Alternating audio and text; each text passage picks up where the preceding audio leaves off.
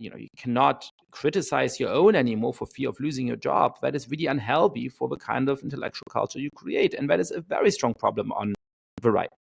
Now, if you are in a organization that is explicitly progressive, then you are worried about a different set of threats. And importantly, if you are in an organization that is facially neutral, you worry more about the left than the right. I've had Trumpists calling for my head over various things I've said and written.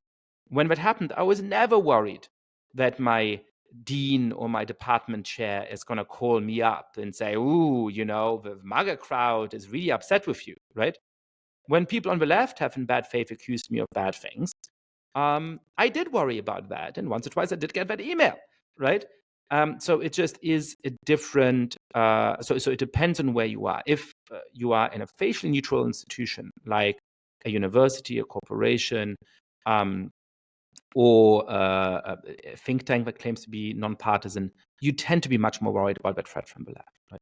So that's sort of on the idea of like where the limitations of speech are. And then there's a broader question of like where's the threat coming from to these ideals, right?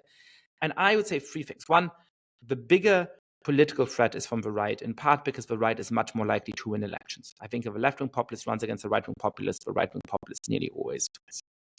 Second, the deeper intellectual threat and the more interesting intellectual threat comes from the left.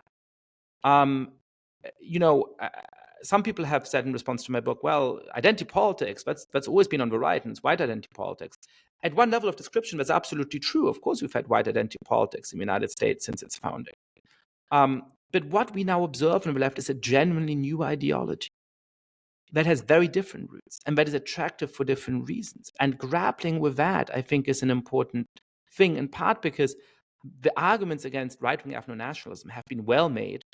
I've made them, 1,000 other people have made them, and they're not very interesting because it's not a very sophisticated tradition in the end.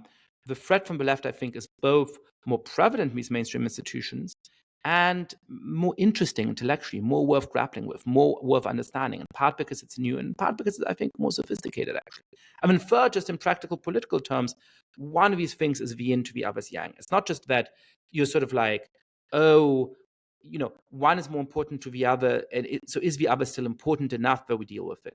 We're only going to be able to beat far-right extremism if something other than the MAGA-fied Republican Party wins a crushing majority in American politics. And we're only going to be able to win a crushing majority, or perhaps a majority at all, if the leaders of those institutions and political parties and presidential candidates very clearly reject this influential but deeply unpopular ideology on the left.